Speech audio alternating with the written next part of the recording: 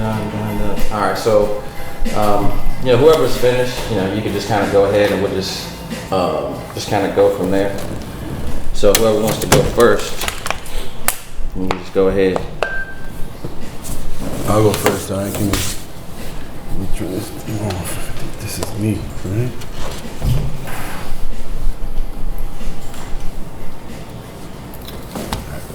Yeah, man, my name is Edwin Morales. I'm in Florida. I think that's what you meant. I am from, right? Mm-hmm. Yeah, I'm in Florida, guys, and I'm with Advantage One. I used to be with FFL. I left in August, I believe it was, maybe July. Obviously, we're in the life insurance as well, right? Final expense. My team does a lot of final expense and mortgage protection. I write mortgage protections, IULs mostly is what I end up writing the last 3 or 4 months. I personally write about 17 to 23,000. My team right now, which is what I'm focusing on, we are averaging anywhere between 155 and 170 if my part-timers feel like actually part-timing. Right? I would like to grow it, I like to look at, I guess, reality, but I would love to see if I can get to like 225, 250 by the end of the year. I'm sure we're going to get there pretty quickly, but I like that number for now. 3 things that are blocking me, I think time management. I'm in a comfortable zone, and I think that it's not that it bothers me. Obviously, that's why it's called comfort, right? But I'm in a comfortable zone where if I feel like if I push a little harder, that instead of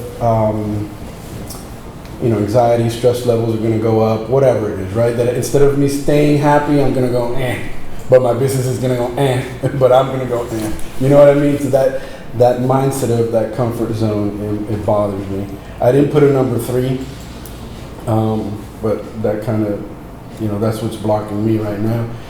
3 things I want to get from the event, leveraging the wisdom that's going to come out in the next 2 or 3 days, and how to get to the next level, right? Both personally and with my team. And then, how to use this event to teach my team to become someone like myself, or, my managers to say, okay, hey, get out of there, stop thinking like this, move on to the next thing, become profitable, how you become profitable. That's what I think, that I definitely want to bring knowledge to someone else in my team. Obviously, I got great people that I can lean on. I want to learn from you guys, right? That's number 3. I want to learn from you guys. I really want to know what doesn't work, right? So I don't do that part, right? I do want to know what works, but I really like to know what doesn't work. You guys are done and you're like, no, I'll never do that again. Perfect. That's what I want to know, right? And then work-life balance, right? Getting out of that comfort zone, but still have that work-life balance, because, work is cool, but I don't want it to become 100% when I got 2 little kids and, at home. I want to make sure that I can give them all the time in the world. But that's what I want from these events. For fun, horses are my thing. And, I own 2 horses, so I'm like constantly hanging out. That's freaking cool. We bought one like 8 months ago. We bought another for racing or just to have? Pasofinos, so they're very, just to have. They're not racing. They're show horses, but not racing horses. They're like the ones that... ¿Qué es Pasofino? Beautiful. It's Pasofino quiere decir fine pace, right? So instead of they have long pace, but it's like they bring him up. Yeah. That's high steppers. High steppers. Yes, high steppers. Like the guy on the horse barely moves. Like Tennessee walking horses. Yes. And I love restaurants. That's my food. Restaurants. Yeah. I don't care what kind of food it is. Let's go check it out. Let's go try it. That's what I do for fun. At work. Awesome. Hey everybody, my name is Tim Malarchuk. I'm from New York. I'm working for Family First Lifestyle. plan on being there for a while. My niche is veterans. I mainly sell, not by design, but so the way it worked out, and I'll tie that in later, to IULs and some final expense, but the majority of my business is IULs. You know, I just wrote my first month. I've done 19 a couple of times in the past, but I've never crossed 20. I did 22, so I'm like, yay me. So that's for the first time, right? But I want to grow that to 60K. And I don't want that 20 to be like a yay me. I want it to be like, of course, right? So, and so I think I know how to get there. But 60K a month is my goal, okay? Not 65 in 2 weeks. But we'll get there. All right. So the 3 things that are blocking me, it's really the organization as far as follow-up on no-shows. I think I'm leaving a lot on the table by just saying, you know what, fuck them, right? And if I'm being recorded, I apologize. We're just men, right? Can I just talk? Yeah. So here's the deal. We're in the trust tree. Am I in a safe zone? So I feel like I should be following up and pushing, but I don't. I'm like, okay, I tried you twice, move on. I don't want to waste too much time on that, but I think it's also why I'm not having more production. Here's my problem. Instead of how I can get past that, I'm not offering max premium. What I do is I offer the minimum premium with the most death benefit, and that's why I'm doing IULs or IULs. You see what I'm saying? So instead of me just doing whole life or just final expense, I'm saying, hey, if you're healthy for the same premium, you can get this. And by doing that, I feel like I'm doing the right thing for the client, but I'm also not maximizing what I could bring home in AP every month, right? So I'm finding that sort of balance there that I'm struggling with. Let's see, what can I have more than? Yeah, all right. So I have one person in my downline, and it's somebody that came over with me. I don't know how I feel about growing because I'm a little bit of a control freak, and I have a fear of these people that are going to give me their, what do they call it when you have to owe them? Rollover. What is it? Chargebacks. Chargeback and rollovers. I'm concerned about Chargebacks are cool. Rollups are heart attacks. Yeah, so roll-ups is what I'm talking about. So yeah, I'm concerned, like I'm half like I know that's the ultimate way to get personal freedom back to my time, right? But I work every day because I can, right? I don't have to go to work anymore. I used to run hotels. I'd have to go someplace. I work every day. That can't be sustained over a long period of time. I have to find that work balance that you just brought up, right? What I want to get from this is verbiage. I think I have the attitude, but I am not good at building the why. I don't sell from emotion. I sell from logic, right? So I think I got to learn how to sell from emotion. The why. I'm not focusing on that. And by not doing that, it's just numbers and logic. And that's why I do IULs. It all ties into that, right? You get this much more for that money. So I think that's holding me back too. That's what I want to be able to transition out of here. How to build and how to recruit. Even though I'm afraid to do it, I know that's eventually where I have to end up, right? And then my organizational skills. I'd like to think that I'm pretty organized, but I'm not. I know that time management, I work hard and I work long, but I know there's a way I can be more efficient, and it ties into not following up with people. I know there's room to grow with the organizational part of it. I love to play the guitar, not that well, but I like to play it. I play golf, not that well, but I like to play it. And I live really close to the ocean, so I always go to the beach whenever possible, boogie boarding. I'm trying to learn how to surf before I turn 60. It's not working out too well. It's not working out too well so far, but it's harder than you think. Getting from the stomach to the feet, it's a challenge, but that's what I like to do. And of course, I'm a former restaurant guy, so food is always part of my thing. I cook like a beast, and yeah, that's it, guys. Awesome, thanks. Kevin Alexander, Chico, Texas, FFL Strong Tower. People that I mainly work with is I work with truck drivers and nationwide, about 45 different states. Mainly sell IULEs and terms. I ride anywhere between $85,000 and $115,000 a month on my personal pen. Wanting to grow my agency to $1 million a month by the end of 2024, 2025. That's where I want to be, $1 million a month. 3 things that are blocking me right now is strong recruiting. I can recruit, okay, but the way I look at it, by the time I spend somebody, my mind is by the time I spend somebody time on them, recruiting them, training them, doing all that stuff, I could write another 10 deals myself. You know what I mean? Yeah. So you know, I could write another 10 deals myself. So when I'm in there and you're rocking and rolling, you know, you're writing, you know, almost $100,000 a month. Then you know, and y'all, you know, in this room we know this, but that's a beast you got to stay on top of. You write $100,000 a month, you get a 20% chargeback. You know, roughly, you know, somewhere in there. So that you got to keep throwing, you got to keep feeding it. So you got to stay on top of it, you know.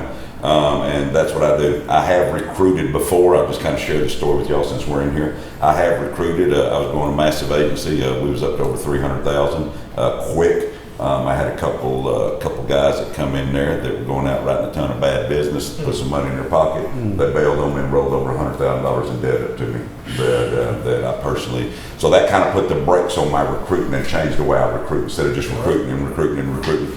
So that's one of the things that I'm looking at. I've got that debt paid down to about $56,000 now. Insurance companies work with me taking a percentage, but we got that knocked down. So recruiting is is not the problem. I can pull the people in, but I want to be able to identify your horses from your mules. You know what I mean? I want to be able to identify, you know, your You can say yes from if your you want. mules. Yeah. So I'm picky. I'm very picky about who I work with. I'm very, very picky about because I just don't understand. I mean, I'll be honest with you. I don't understand whining. I don't understand belly aching. I don't understand complaining. I don't understand. You know, I just don't understand. I don't understand that. Let's get in here and get it done. And sometimes either we get it done, and if you can't get it done, I'm one of them kind of people say, "I'm moving on. Let's move on to the next one." You know, I'm really good at follow up with clients, but I'm not so good at follow up with agents. You know what I mean? So Because there's no money in it. yeah, and I'll sit there and look at it. If you're whining, belly aching, complaining, all this stuff going on, I'm out. You know what I mean? I'm not the guy. You're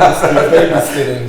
You're babysitting. Yeah, exactly. I'm not the guy. So I could probably learn to be a little more patient in that area and growing leads, because really my main goal is, you know, some of us with FFL, you know, kind of the FFLs that kind of change your recruiting some. But the idea with FFL was, you know, recruit, get 100, 125 people out there that's going to produce you about $1 million a month in business. So when I was on that track, then I got burned with $100,000, you know, on some agents. And so anyway, so now I believe with the system we got, Arturo, and with what I'm doing, I believe we can produce that $1 million a month with 20 to 30 agents. I believe we can get it up there. I believe we can get agents pumping out $50,000, and I work 8 hours a day, 5 days a week, and we're writing. But I've got some stuff that I'll share later on how I do that. On what I do a lot of live transfers from the office right there to my phone next door. So I got a guy that works with me, a couple people work in my office, so they'll get in there, they'll get them on the hook. They'll pull them in, they'll get them on the hook. They're licensed agents, they'll get them on the hook. And once they get them on the hook, boom, then they live transfer to me and I close it down. So that almost doubles the amount of people that we're able to talk to. You see what I'm saying? Yeah. So they get them on the hook. Once you're on the hook, boom, live transfer to me. Boom, live transfer to me. Boom, live transfer to me. So they do a lot of explaining. Yeah, they do a lot of the other stuff, and then I take the app and everything and do that. And now my wife's doing it. She's come in with me now. We're live transferring to her, and so we're starting to build a team. But it's slow and picky. I want to put some assassins out there, you know. So that's what we're doing. And my wife's coming in. So Should I move to Texas? yes. So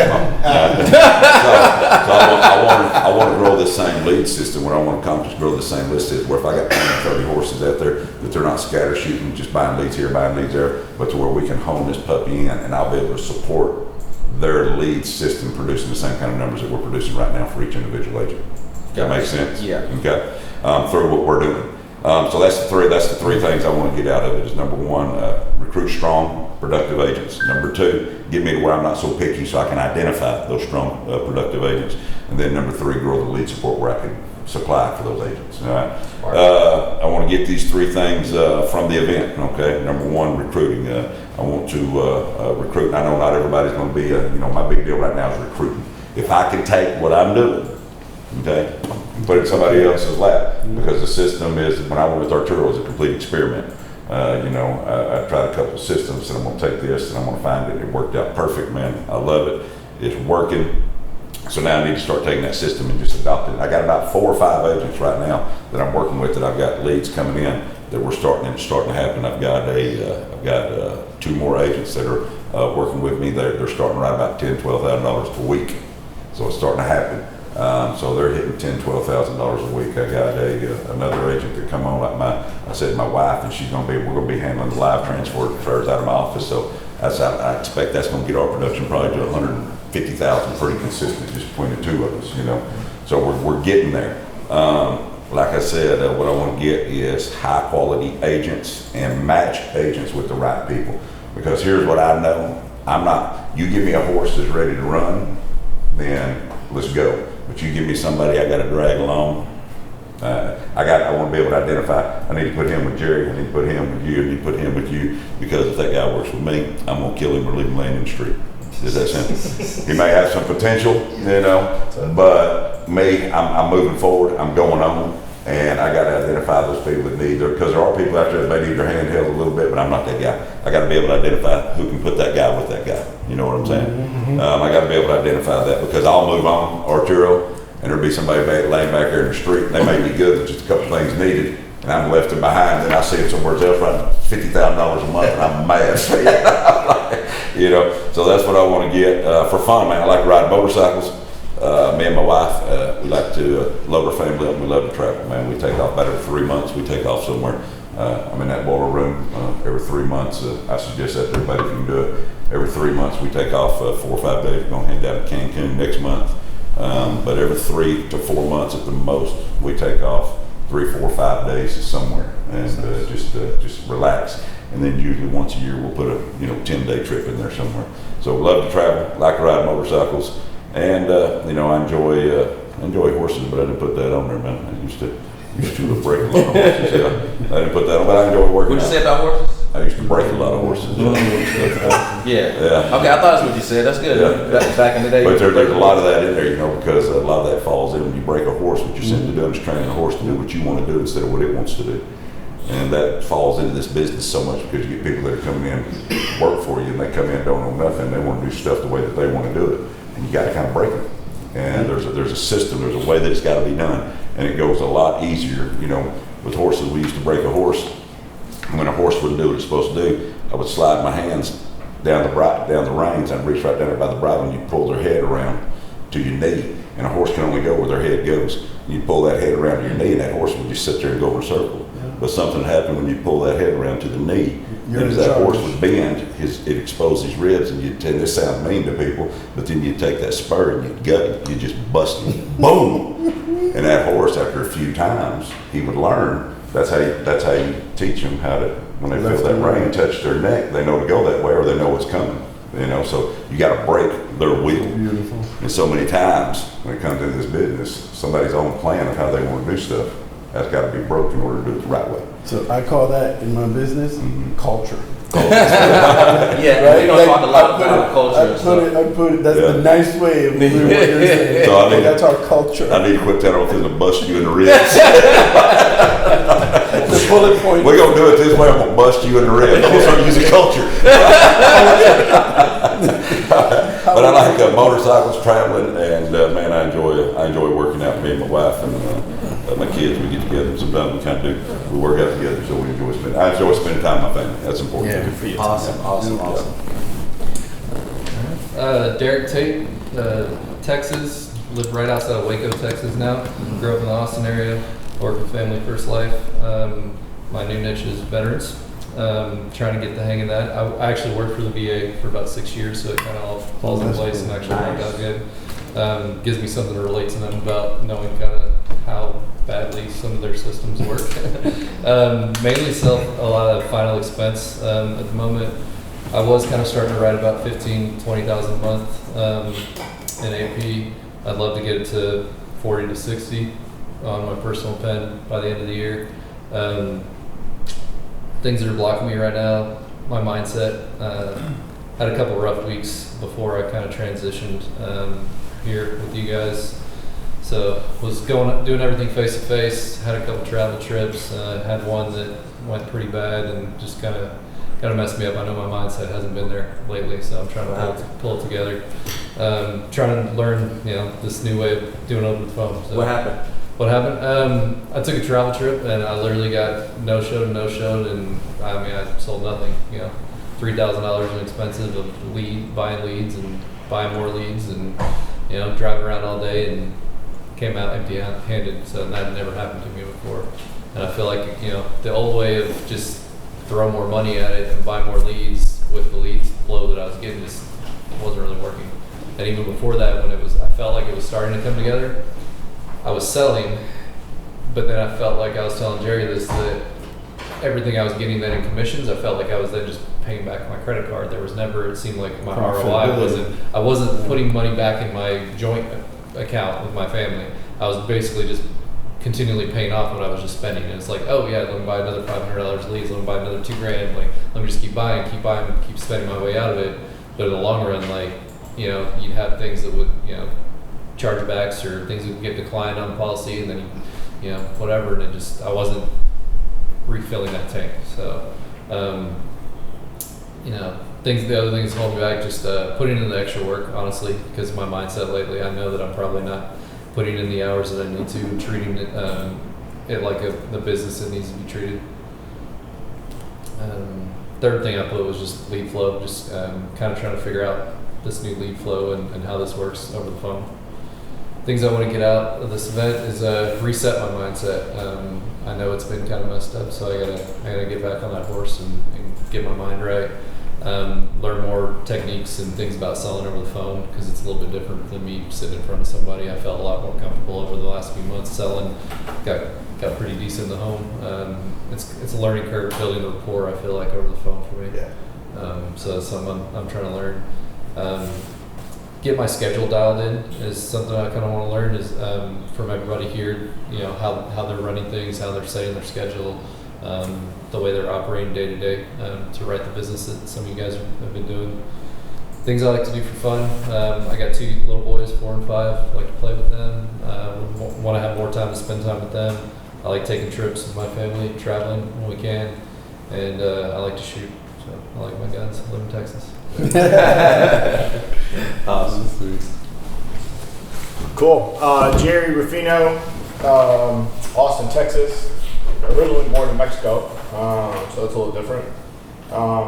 It's funny, dude.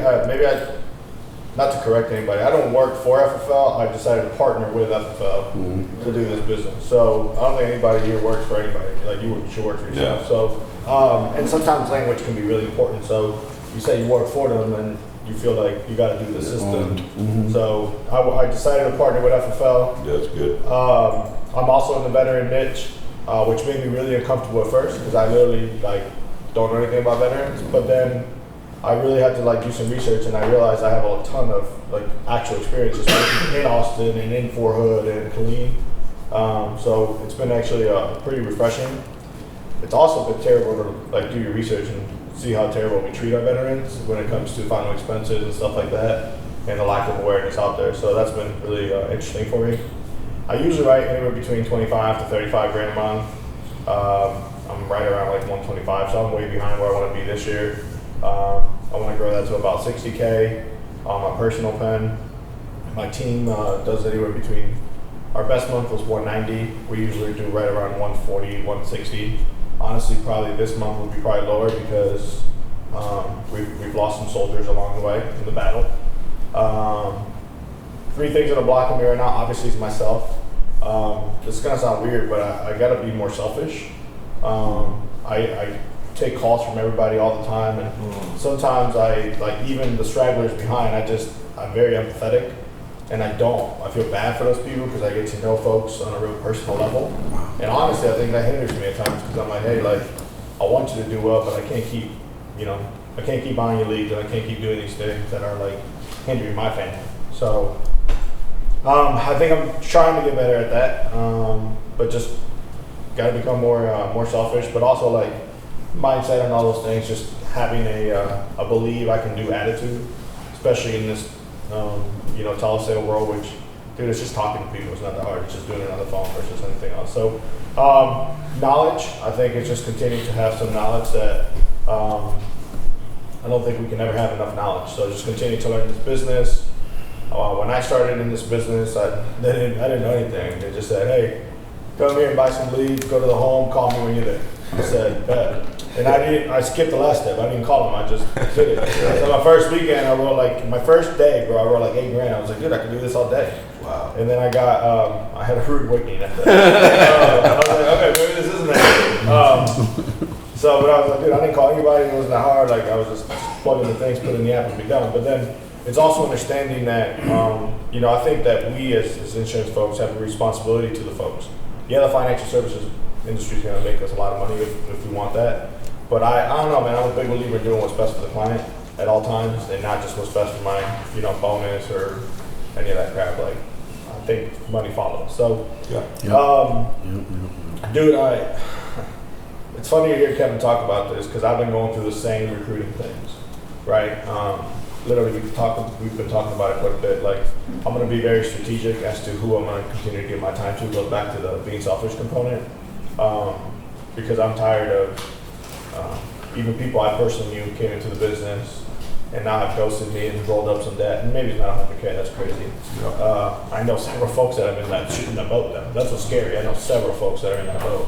But the 5, 10, 15 grand continue to add up after a while, and it's really annoying. So that's a big thing, like just continue to figure out the knowledge piece of everything. And my schedule and my structure, I think, can always improve, right? I don't have everything down. So 3 things I want to get from the event. I really just want to get a clear-cut plan for best practices and my approach moving forward, starting Monday morning at whatever 7 a.m. Like, I'm ready to have my best week ever. Not just on my personal stuff, but bringing it back to the team. I'm excited to build relationships with people in this room. I think there's a ton of knowledge in here already. I don't care if anybody works with, like, it's so ridiculous sometimes when people get all this beef. I'm like, bro, like, we're just people. Like, we don't work for anybody, we're for ourselves. Do what you want.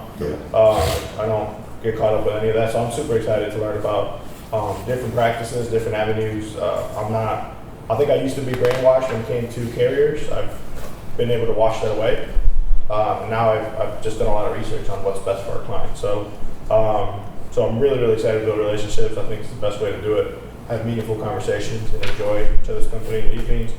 I will tell you guys, I'll probably ask a million questions throughout the time. Yes. Because that's what I'm going to do. I probably got like 17 questions I already have for everybody. Me too. I already wrote a few of mine. Yeah, I love it. If it's fun, man, I love to be a girl dad. I got an almost 2-year-old. She's my pride and joy. Yeah. I love sports. I'm a big sports guy.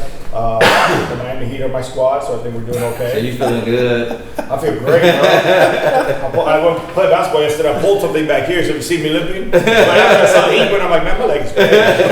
I'm definitely a big sports guy. Have no experience with horses. In fact, it kind of freaked me out. Dude, y'all notice they got big ass heads. I had a bad experience as a child. Fell off a horse. I have no experience too. When he said he broke the horse, I thought he broke the horse. It's in the recording. I was laughing. I was like, he broke the horse. Break the horse. Saw him in half. It sounds like something you saw my horse on the race. You are right. He actually did break it. If you listen to the story, and honestly, dude, like the last thing, I just kind of want to enjoy life. Like, that's fun for me. Like, life is fun, man. Like, it's a blessing to be awake every day. We have folks in our lives every day that are impacted, right? Sometimes when I'm not like motivated, I go to GoFundMe.com and look at the memorial page, and I feel like re-energized right away. It's a blessing that we get an opportunity to do this, right? Many folks are tied to a 9-to-5 or have to do stuff. So it's not. I think when I was younger, it used to be called work hard, play hard. I think now it's work hard and play smart. Kind of a deal. So, but I'm excited to be here. Thank you guys. Awesome. Yeah, so, when I was on the plane coming in here, the freaking vent was just on my nose. My allergies are just, So don't worry, I don't got COVID or something. My name is Matthew, guys. I'm from California in LA County. I'm with Family First Life. After hearing all you guys speak, I'm actually a much newer agent. So I'm riding anywhere from like 3,000 to 5,000 right now. I would like to get to 50 towards the end. Right now, Arturo and his program with Jack have me working with the veterans and final expense.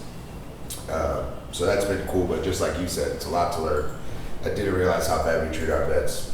I had to learn that as well.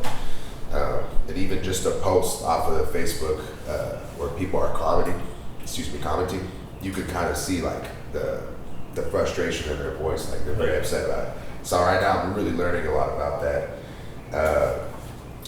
Some of you guys know I have a dad. He had a stage 4 cancer. They told him he's got about 3 to 4 months to live. That's been affecting me a lot with work. Not only just the time because I take care of it myself. I had to set up a lot just to come to this trip.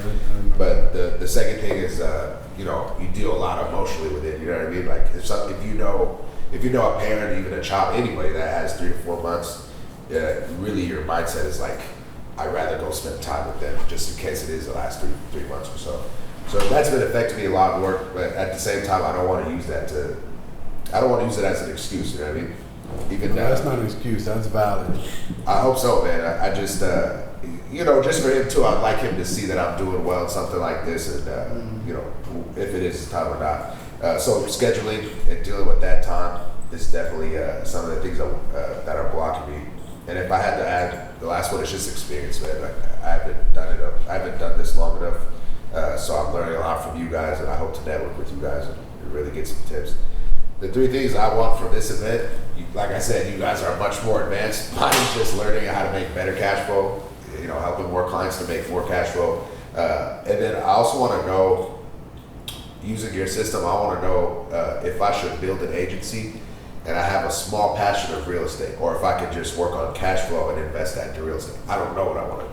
I don't know if I want to build an agency, or I have some cousins that do really well in real estate. So if I'm making 30, 40, or right, 50, 60 grand, you know, and 20 or 30 grand is profit, it's hard for me to decide to put that into an agency, put it back into an agency, or just go get 2 or 3 properties with down payments like that and just invest real estate. So that's really what I would like to see. And yeah, for fun, I like to play basketball, go to the water. I really love the water. Opens my mind. Take around family and friends. I enjoy working too, as long as I'm doing well and producing. So yeah, that's me. Awesome. Hey, Jay, Yeah, can I appreciate ask that. a question? Can I ask a question real quick? Yeah. So I want to know how long we've been in business, and how many times have you almost quit? Like, for sure, you know, because we've all been there, right? And like, I think of John Wetmore, right, when he quit like 3 times or more, right? Yeah. But I started in 2016 with Medicare, and then I moved over to Life in, I don't remember, 2019, I think it was. And I quit twice in Medicare and almost twice in life insurance. That's it. You? Yeah, I'll go. Mine's a little bit. Give me just a second, because I've been in it twice. The reason that is I started back in. I've always been in sales, and I started back in 2000 2002, and I come over and opened an agency doing all Medicare supplements. The company started out with a company called Pyramid Life, and then the Series Group. Some of these big brokerages are still out there. And anyway, seen a tremendous amount of success there too. Built an agency up, had the #1 agency in the nation for those companies, and we rock and rolled along there for 7 years. And then after 7 years, something I did share with y'all ago was, man, my faith is very, very important to me. I come out of a pretty strong background, and my faith is very strong to me. So after 7 years, man, I just had a desire to go hit the mission field. So I made enough money in 7 years to where I spent the next 10 years traveling India, Africa, Haiti, all over the world, man, just doing mission work, building orphanages, building hospitals, preaching the gospel, man, just opened up a men's home, pulling people off the streets, drug addicts, alcoholics, whatever it was, supplying a place for them to live, just getting them back on their feet. Matter of fact, some of those people work for me now.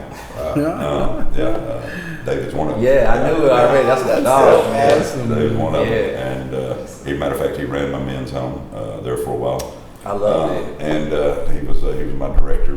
First day I ever met him, he walked in homeless, no place to live, cigarette stuck behind his ear, and a long black trench coat, man, looked like a vampire. And he walked in my office and said, I ain't got nowhere to go. I said, you ready to change your life? He said, yeah. I said, what's that behind your ear? He goes, that's my cigarello. I said, what's a cigarello? And he goes, it's like a cigarette, but it's grape or something like that. I said, let me see it. And he gave it to me and I broke it. I said, you ready to change your life? He said, I guess I am now. that was 12 years ago, you know. Wow. And breaking horses. Yeah. And so that was a very, very important part of my life and it still is, we still do that. So anyway, after 10 years of doing that the opportunity that I was given, and then the money that I made in the insurance business, because my renewals at that time were about $25,000 a month. Mm-hmm. And we just traveled the world doing it, you know. And then after that, got back into the insurance business. Everybody said, Kevin, what'd you get back in the insurance business for? Well, I started running out of money. So that was it, you know, started running out of money. So in 2000, I jumped back in. That's when I come across the FFL and started doing the life side of it. And so since I've been in it, I've never, and I don't mean to say this to anybody, I've got irritated a couple times, you know, when you have debt roll up to you or whatever it is. But I say this to you young guys, man, I say this to you guys, I've never been at that point where I was about to quit because I don't believe there's any other opportunity out here like this. Even with the $100,000 in debt rolled up to me, and even with 25% of my money going toward that, I'm still killing it. You know, there's no other opportunity out there like this that I know of to where you can create the cash flow and help the amount of people and still have the freedom that you have like in this business right here. And so, I mean, I can't say I ain't thought about it, I can't say time to be like, man, but when I think about it, there's no other opportunity. And if you can hone your skills and get good at it, I don't think there's another. The insurance business produces more millionaires than any other business in the country. So I don't think there's nothing else like it. But you got to make it through. You're going to have your, John Whitmore said, he said, you may have a bad day, you may have a bad week, but if you stay after it, you'll never have a bad month. And I've proven that. I've taken that theory, grabbed a hold of it, proven it time and time and time again. There's been in my office, we're working in phones for 2 or 3 days. You wouldn't know by the numbers, but man, we just may get, me and David was laughing the other day. I said, man, did you get beat up today, David? He said, man, I got whooped. I said, me too. Got whooped. And then the next day, you got $27,000 in business in one day. Boom, you know. So just hang in there. As long as you ain't hanging by your neck, you'll be all right. Dick, how long you been in business? About 1.5 years, but really only been full time since the beginning of the year. Last year I kind of played with it because I quit my job, sold my house, moved, kind of made a bunch of money on our house, and I just kind of toe in the water. Yeah, so you did comfort. Yeah. I kind of like I went out and I was working I was still working at the VA. Started insurance part time. I went out, rode like 8K my first weekend. Was like, oh yeah, this is great. I was planning on quitting my job anyways, and then I happened to find insurance. I getting ready to grab my lawnmower. I don't care. And I've joked with Jerry before, you know, hey, if this doesn't work, I'll grab my lawnmower. I don't care as long as I'm not working for the VA anymore, 9 to 5 and being on the road. But yeah, I mean, I've really just been taking it serious since January. So I kind of look at it as really only been doing it for 6 months. But I mean, I went out sporadically last year, and so been in the field since then. Yeah, for sure. So, because I didn't realize some people are like newer, you know, looking at the finished product too. Don't get intimidated by it. Your journey is your journey with makeup, and so that's a lot of what we're going to do today. Is because I'm hearing a lot of things, and I don't want to start talking yet, but we'll kind of put a game plan together because I got some things that I'm thinking through as we're kind of talking. I'm jotting down things, but you know, don't get intimidated by the numbers and things that way because they started where you were, right? So I just want to kind of let y'all reflect on that. They had the same challenges that you did, but the thing that he said is that he stuck with it. And so that's like one thing that I did, which I kind of mentioned to you guys. That's kind of how I felt, like what you said, is that, you know, I've been frustrated, felt a little down here and there throughout the months, but I definitely not really thought about quitting because I'm like, look, I'm going to make this work because this opportunity, I mean, what's the possibility if you just stick with it and you don't quit? It's like what you said on one of the calls here, you know, a week or so ago, that like people quit too soon. Like if you just stick with it, I know what this business can bring for my family and our future, you know. Awesome. Jerry, how long you been there? Dude, I got my insurance license probably about 6.5 years ago. I did supplemental insurance with Dave Witcher, Eric Amati, Ron Miller, and all those guys, and I was horrific at it. I'm talking like, and I was so bad that I still did okay in their metrics. But back then, dude, if you sold 10K in a week, like that's good, right? 10K in a week is pretty good. You made like with advance $1,800. What? Because commission was 30%. So I was like, I started thinking about it. I was like, bro, that's killing it. I made $1,800. I might as well go be a manager at Walmart. I think I'll make more doing that. So, and it was all door to door, no leads, nothing. So I left the business, hated it. Let my insurance license lapse. I was never gonna do it again. All these cats move over. I ended up being really good friends with Eric and all these guys. Ron. I mean, Eric Amati married my wife and I. So he officiated my wedding. So I've known him for a long time. So we were at a pool, and Eric's like, hey. I switched companies. What the hell? You've been with that company like 20 years. And he's like, no. And then I was like, all right, whatever. He's just trying to sell me this thing. Long story short, look where I'm at now. So I started about 1.5 years, a little over 1.5 years ago. Nice. No, honestly, about 1.5 years. And no clue about life insurance. I didn't even have any myself. Well, I had whatever at work had. I used to work for Enterprise Rent-A-Car. Was doing really well in the program, but I was crushing it, but making like 65K and cash flow wise, that's like $3,000 a month. So yeah, dude. I mean, it's the first generation. Have I ever wanted to quit? Heck yeah. But then the same thought comes to my head, dude. I'm a first generation Latino. You know, at the time, college student. My parents don't have a retirement plan. Like, there's zero retirement plans for them. There's none of that. Where am I going to be able to go right now to be able to say, hey, like, I can pull 10, 15, 20K more? Nowhere, dude. Like, I mean, like, it ain't this whole crypto market. Like, you know what I'm saying? Like, I don't know where else to do that. I've thought about it a billion times. Every day I think about how can I like do something that's going to make me money, right? Because I never thought money was important until like the last couple of years when my daughter was born. Yeah. I was like, damn, nah, we need some money. Like, this whole money is cool. Like, nah, we need money. Like, kids get sick.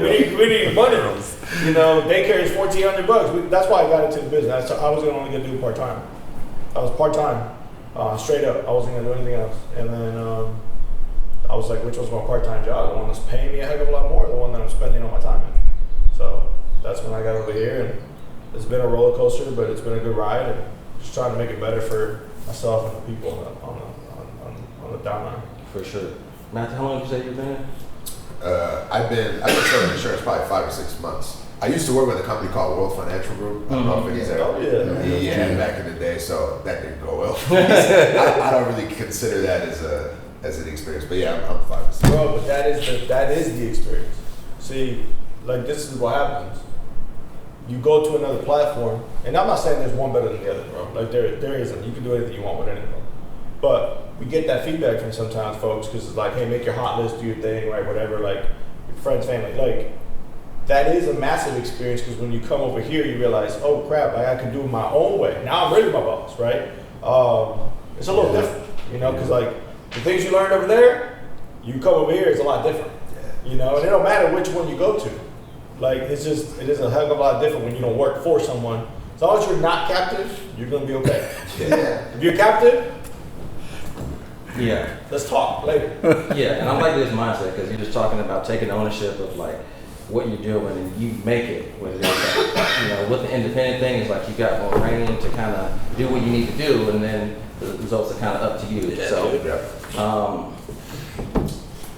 just looking at the notes, because I took a bunch of notes of what everybody said. Time management, game plan, recruiting, sales, and clarity. Like everybody, from what everybody said, those are kind of the 5 buckets that I put those things in. So that's what we're going to cover in this event. So if you guys get that from this event, do you guys think that you know would be worth your time coming for the next couple of days? Absolutely. Cool. So I'm gonna preface this by saying a lot of the kind of things I'm gonna talk about may be kind of the opposite of what you guys have heard or taught or learned. And so neither one is right or wrong, you know, they both work. But just for this acute situation, for what I know from my experience, is a little bit different. So, you know, listen to those teachings, but also listen to these things. And so coming into this with an open mind is the best thing to do, right? You take the good and leave the bad from whatever it is, and you apply it to your philosophy. But the game plan for this is leaving here with a game plan on what you're going to do over the next 45 days. And if we don't do anything else, you look at those packets, we're going to leave here with a game plan on exactly what we're going to do based off the goals that you want. And then from there, the only reason that you don't hit your goals is because of you, right? Because you know you're going to spend time doing this, basically like you're committing to yourself. But we're also going to put it down. So it's like, did you do the things that you needed to do today? And it's very cool because the way we're going to cover these things is we have somebody that can really talk about the experience. I would say one of the cool things about myself is like the time management and the game plan. That's really one of the things that I excel at, which is what I'm going to talk about today. And Derek mentioned a couple of things about mindset. But it's a little bit a step behind it, which is sometimes you got to kind of fall back in love with the thing, or you got to fall in love with it, right? For example, Michael Jordan, you know, being one of the best basketball players, you know, hardly ever, and he had the skill set. But they always ask him like, what is it, or what was the thing? and he said he had to just fall in love with the game, right? And love is a strong word. Think about somebody you love, right? Dad, girl dad, 2 sons, right? Spending time with your family, whatever it is. You do anything for that. And that's really where it kind of comes back to, just getting back into love of the game, falling in love with the game, falling back in love with the game. And a lot of times it really just comes from, what are you doing in the day? I feel like sometimes with small business owners, we go into the day and like production is this magical thing that just happens, like the day is just this magical thing, right? And we don't have a game plan on what we need to do every single day in order to hit these goals. And so that's really what we're going to cover in these worksheets, is how to reverse engineer, how to game plan those things. And not just me giving you theory on it, right? Where we map it out, there's examples of how I structure it and do it, and we'll go through it together. It's not really that difficult, but it's the focus, it's the intentionality. When we go into it, like, what do you want? And then how do we reverse engineer that? And then we chunk it down. And so that's kind of how this event's going to go. So for the rest of today, we'll be talking about a time management and game plan. And then tomorrow will be recruiting and sales. Kevin will talk about sales. I know you're interested about the live transfer and things, and he'll be talking about his process and those things. Edwin will kind of talk about some recruiting and stuff, and I'll focus on leadership and things toward the end. And then as we wrap this up, we'll start talking about what's working for you guys, right? Because we just don't want to be talking heads here. We all want to know what's working. We can all learn something from everybody in this room, and that's kind of what we want to focus on. And then day 3, which is Sunday, we're just going to kind of reflect on things and just do a bunch of Q&A. And so there'll be lots of time in between to do all that, but this is just kind of the structure of how this will go, so y'all have a game plan in regards to that. And so as you guys are going around the room talking, I started thinking about my story and my journey, right? And so how this all came about. And so my brothers was staying in one of the rooms down here, and I brought my daughter up here last night. And it was kind of a sentimental thing, right? Because I come from the south side of Chicago, where I'm not even supposed to be standing in front of y'all right now. And people that get to 25 years old, they don't make it. And for me to transition and kind of come through this is kind of an amazing thing. My daughter came here last night, and she was just like, wow, Dad, we kind of come a long way.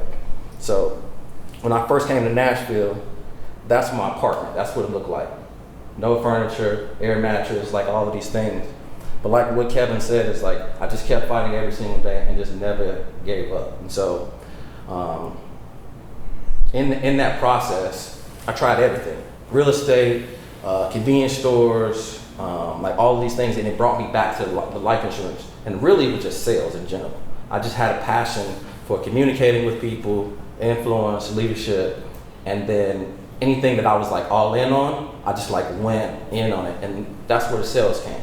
So it was about 2004. I'm working at the Hilton downtown Nashville, not too far from here, and one of the girls, one of my friends, she came to work in a suit. I was like, oh man, what are you doing? And I noticed how everybody looked at her because she was all dressed up. And I'm in apron and the service industry. And she's like, well, you need to come over here. I'm working with the guy, and he's helping me to make a little bit of money on the side, right? Side hustle. I'm like, okay, I got a daughter living in an apartment with no furniture in it. I'm like, yeah, it's extra money. It sounds good.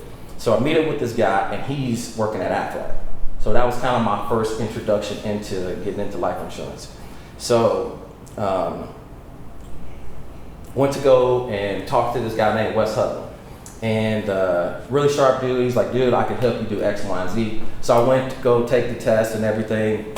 And I'm not smart as all you guys. I had to take it like 3 times, right? And in Tennessee, if you fail it the first time, you got to wait 30 days before you can take it again. Right, and then you got to pay, and then after the 3rd time, you got to wait a whole year. And so I remember it was like 2004 of December the 23rd, 2004. I drove from here to Chattanooga and had to be there at 8 a.m. It's like 2.5 hours from here. And I wasn't prepared. I just kind of skimmed through the information. It's like, oh man, I got it. And I went down there and I failed the test. And on that drive back, I was very frustrated. I think this was the 2nd time. And so from that moment on, I knew that I just needed to be prepared. And that was the only difference between, me passing tests and not. I wasn't prepared. So that's kind of how I got introduced to the life insurance business. Insurance business in the beginning. And so I was selling accidental health in the beginning. But I only passed the life part, right? Because I didn't pass the accident health. So the only thing I could sell at that time for the 30 days was life insurance. So that's all I could sell with them. And so that was kind of my first introduction to that. And I got up to a district, it's a district sales coordinator in training. And so I did that, and I started like building. I had a little bit of team. I was leading the meetings and everything. And this is one of the times that I quit. You had me thinking about this. And so it was like March the 26th, the day before my birthday. My birthday's on March the 27th. I had went in, because I was knocking on construction, industrial businesses, right? So I'd go through Reference USA at the library. I had to go there when they had that database, and I would like put in like between 25 to 100 employees, grossing over 500,000, and then I would print all of these off at the library because you needed to have a special code in order to use Reference USA back then. And so I would print these sheets off, and then I would pick like an industrial area, and then I would just door knock all of these businesses myself. And so I remember getting into I think it was a car painting business, and the business owner just happened to be there. Rolled in, pamphlets, so did the whole thing, introduced myself, start putting up flyers, because they already had an account, so I was going after inactive accounts, right? And it was like, oh man, hey, there's a bunch of guys that have an accidental policy that if they've been to the doctor over the last 12 months, they get some cash. So that was the way I was able to get in the door. So he's like, yeah, sure. And I was super excited about that. And this is one of the times where I got broke, because I had it all planned. I had my district sales coordinator coming with me with his laptop and his computer. We about to write a bunch of business. And get there, and the lights off. Doors closed, everything. And I needed to make money. Y'all see where I was standing? It's like, no, dude, I need this to happen. And I did not make the sale. And that just broke me. And so I quit the business then and went back to just waiting tables. And then probably, I think it was like 2015. So I let my license lapse in about 2015. My mom got sick, and I had to drive back and forth between Chicago and here because she had a serious illness. She ended up having heart attack and then a stroke like 7 days later. And in between that time, she needed to have surgery for hysterectomy because she had ovarian cancer as well. And so I'm driving back and forth, working from here to Chicago, trying to manage these things. And so once I got her back down here, she was well enough to walk at some point. And so mom was very spiritual, so I took her to Mount Zion one time, which is a church, Baptist church here in Nashville, and ran into a guy that I went to college with. And he was like, hey man, when you get the chance, here's my card, here's another opportunity. So this was my second opportunity to get back into life insurance, and that was Northwestern Mutual. So they got a home office right down here. So why is this relevant? Because I ended up doing insurance again, and one of the guys who brought me on, he was just trying to make money off of me, right? And we all know how that feels, right? And so in that experience, the thing that really hurt me the most is because he told me he promised me that he was gonna bring me up in the business and mold me into doing things. But anytime I needed him, he wasn't there for me. And so that's a lot of what we're gonna be talking about here, is why I'm talking about spending time with your people. Because little do he know that if he would have spent time with me, how good I am in sales and growth and all of these things, what we could have done, right? However, there was just another plan for me, right? So in this transition, let me take a step back. So before then, I was doing it the old way still. I was still trying to do the door knocking and these things. Everybody else is sitting there on the phone. I'm like, man, I need to go out and see people. So I wasn't making any money. I'm still struggling at that point. And then it was around Christmas time again. I just pulled out my phone and I'm like, I went to Fisk University, right across the street is the medical college. I wonder if I looked at my friends and see who is friends with people who went to medical college, because that was my niche back then, medical professionals. And I DM'd probably 100 people in 2 days and got connected with them on Facebook. So then I got really good at learning about student loans and things. And so I turned into the person that was a student loan financial advisor, right? Because we all know that they got about $300,000 in debt and they don't know anything about subsidized and unsubsidized. So in having that specialty, everybody wanted to talk to me, right? They're about to graduate, they got to go into these things. They know they just signed this big check. to the government, but they also about to start making life-changing money for them, so they think, right? And they go from, making in probably like $48,000 a year in school to making $300, and they want to be safe with that. So now I'm the, pretty girl at the ball. Everybody wants to come talk to me, and I'm like, I wonder if I can automate some of this process. So did a little bit of research and was able to kind of automate messaging, connecting, and doing those things. So that was kind of, I was like, okay. So then I wondered how well I could do that. And in 1 month of me doing this by myself, I still have a screenshot of my numbers where I'm at the top. So the month before that, I wasn't even on this list.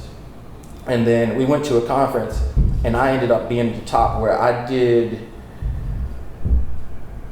I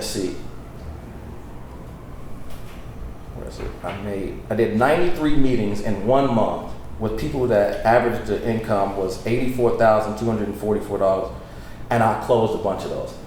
And so obviously those cases are probably 300 to 500 a month, and things that I was doing with them just from the sales process of Northwestern Mutual, where they focus on bigger cases.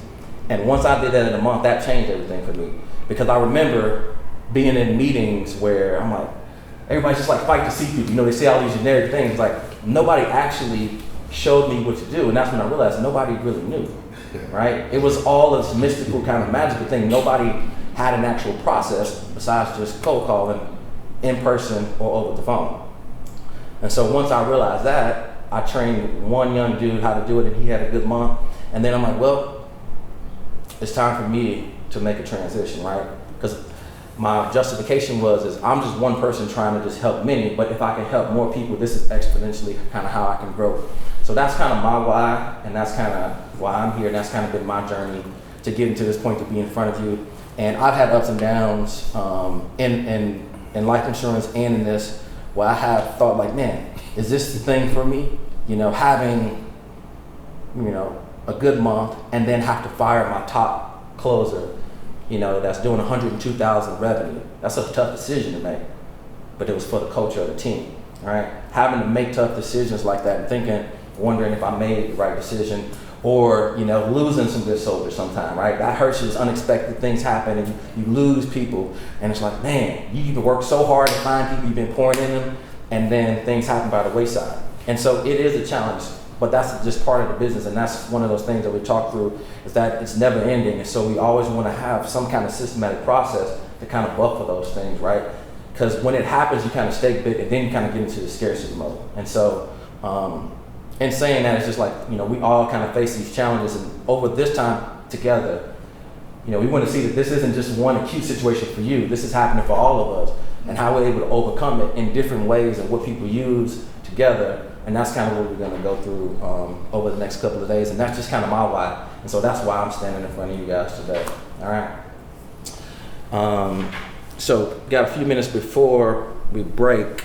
So one of the first things I just want to kind of talk about is goal setting. And I feel like a lot of times people don't spend enough time on this part right here. Like, we do a bunch of things and random acts, like, wake up, get ready to go to office, go work out, do all these things, and we're working, but we're not really working towards something. And that's where you kind of feel like you're chicken with your head cut off and kind of running around, is because we need to figure out this one thing first. And so we kind of call this the layer start. And so this is what we really want to do, is we want to figure out what that goal is.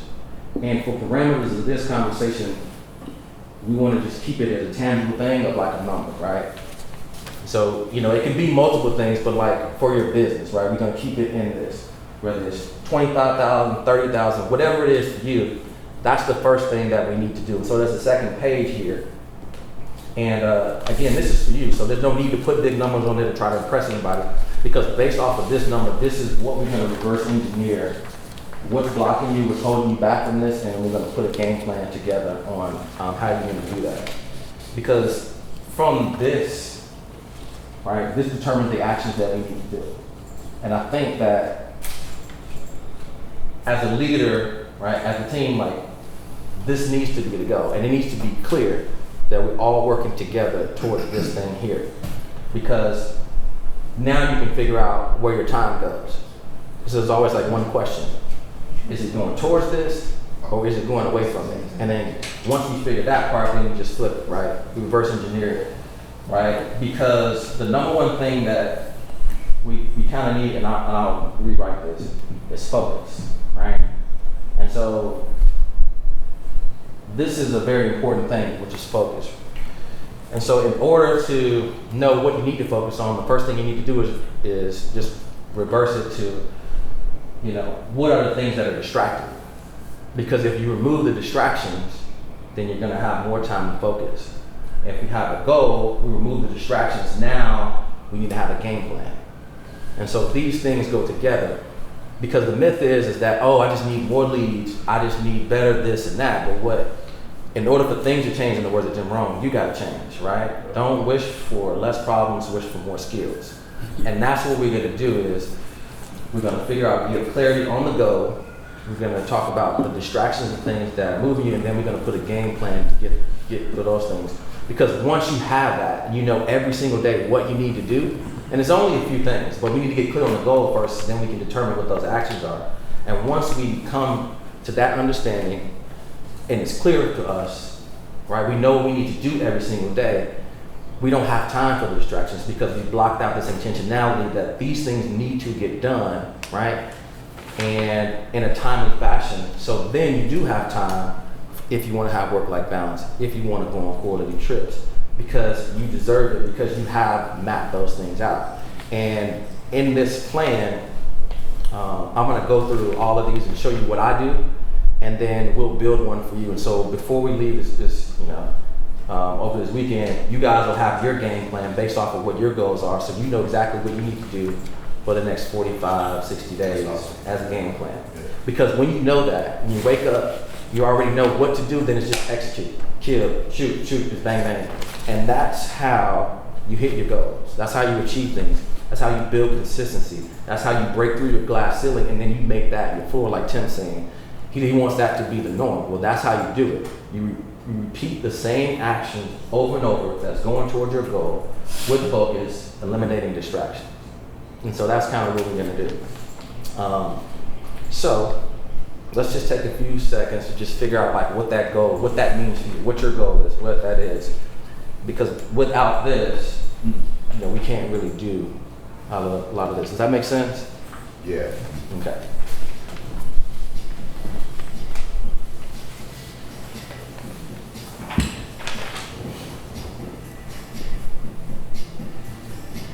We'll write them under Q2 goals, right? Yeah, just whatever your number goal is, you just write it down, like right at the top. Got Whatever it. your number. Oh, next to goals and teams? Yeah, just write down what your number is.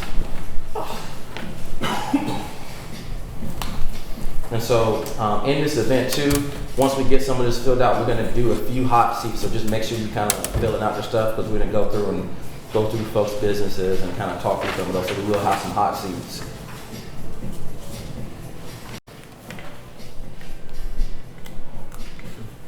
So I'm a big nerd, and so in order for me to like really feel like I have things structured, I like to think of things like this in the formula, right?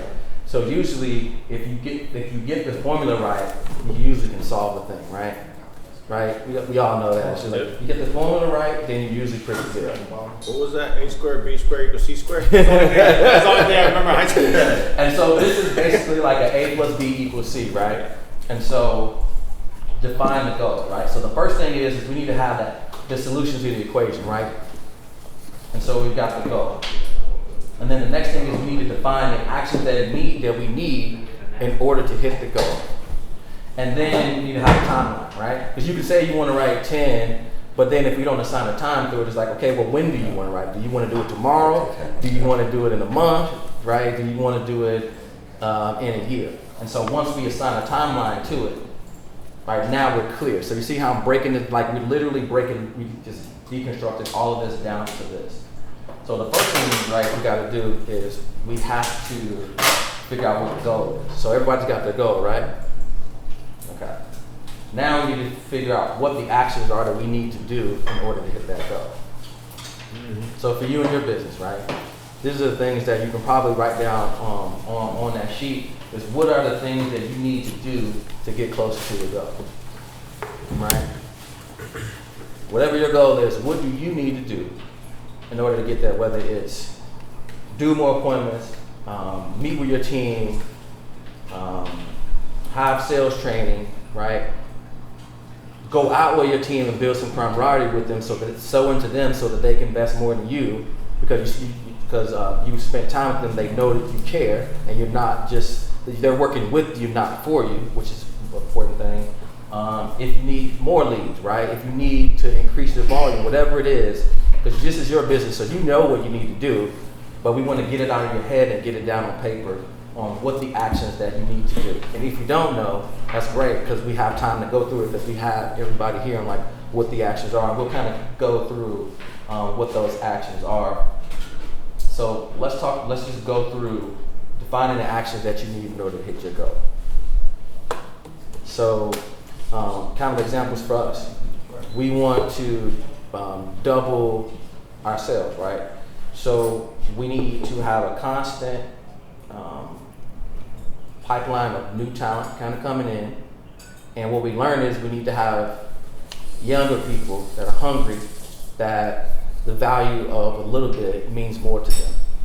And this is interesting because when we have tried to hire seasoned people to come in, that works, but they have a lot of things, right? They have stories that they told them, they have bad habits, they don't accept the coaching, and their lifestyle, what they need in order for this to work for them, right, is a lot more, and they need it to, and the runway for it to work is a lot long, like it's shorter. They need it to work right then, right? So what does that do? That leaves no room for growth and a lot of desperation, right? Your coaching goes a little bit longer, and people kind of look up to it. If you just think about it, just looking here, younger agent, they look up to where you are right now a little bit more. It means a lot more, right? And they're willing to come to you for that. They're hungry, they're thirsty. And so for us, in order to do that, we need to find people that are excited, driven, and hungry to learn. The next thing is lead flow. We need to double the throughput, right? Starting there, we need to get more attention. We need to get more eyes on our marketing. We need to get more people clicking on ads. We need to get more people picking up the phone. We need to increase the throughput, and we can control that with our budget, right? And then the next thing is we need to train. We need to train every single day, whether it's 30 minutes or an hour. We need to do some type of training or coaching. Iron sharpens iron. Grant Cardone says it only takes one day for you to get rusty. You know how it is. You go on vacation and come back. First couple of days kind of foggy. You just kind of pitter-patter, and then it takes a little bit. So with that, you want to create a culture of where that is the norm for you, where you're excited about it. And then the last piece is you want to have people around where you're excited to get to work. Yeah. Like when you're excited to go, because you also get energy from being around those people, right? Like your energy, it's a synergy kind of thing, right? Well, like with our team, like yesterday, was that awesome?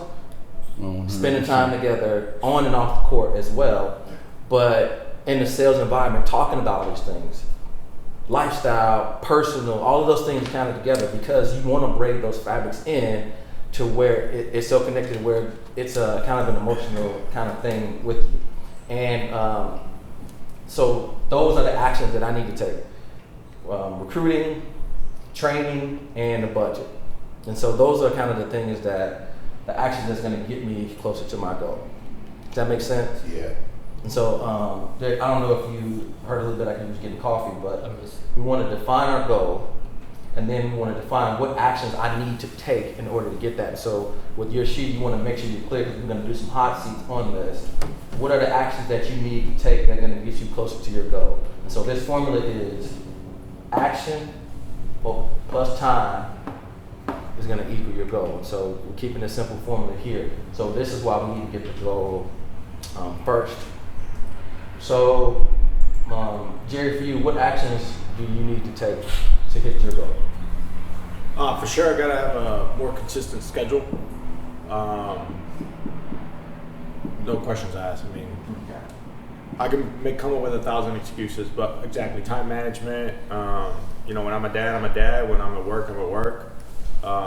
That's been an adjustment. So I have questions on that, like having a home office and all that. Like, probably should get out of there, but so just stuff like that. That's definitely one. I need to increase my appointments, however that may be. So it takes two to tango in this business, right? You need you and the client. If you don't have a client, I guess you can have the best scripts in the world, but you're not going to do very well. You need to see more people. So I need to see more people, man. That's my thing, and that's been one of my obstacles so far. So that goes with increasing my volume. I need to kind of restructure my business.